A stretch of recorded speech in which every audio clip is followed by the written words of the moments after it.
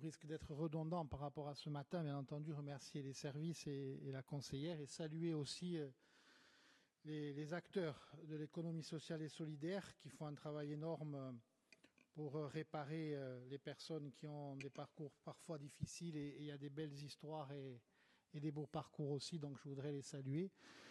Dire que ce dispositif, bien entendu, il est capital par rapport à ce que nous menons et revenir encore et encore une fois sur la nécessité d'ingénierie et ce projet l'a démontré pour que les associations, les petits porteurs qui ont d'énormes projets, qui ont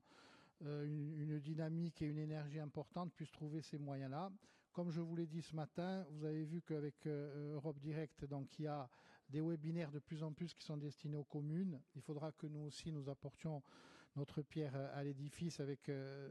beaucoup plus d'informations certainement auprès, comme vous l'avez déjà fait d'ailleurs sur Corté, Madame la conseillère, pour informer les porteurs de projets, pour informer, je dirais, les collectivités. Et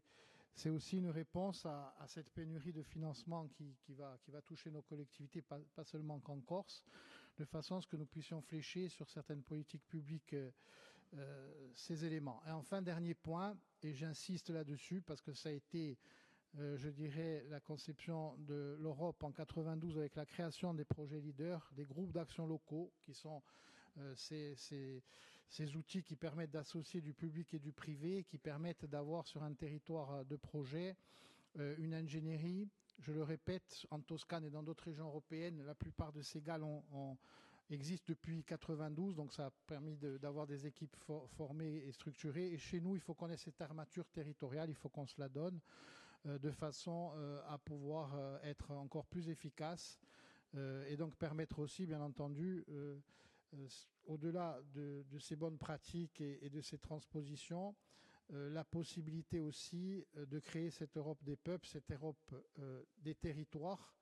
que la Commission a voulu à un moment et que la présidente de l'Assemblée, à travers notamment son implication au niveau du comité des régions et du pacte rural, qui est un élément important, permet d'étayer et d'appuyer au niveau de ces stratégies. Donc félicitations, merci encore et puis on espère qu'on pourra continuer longtemps sur ce chemin. Voilà.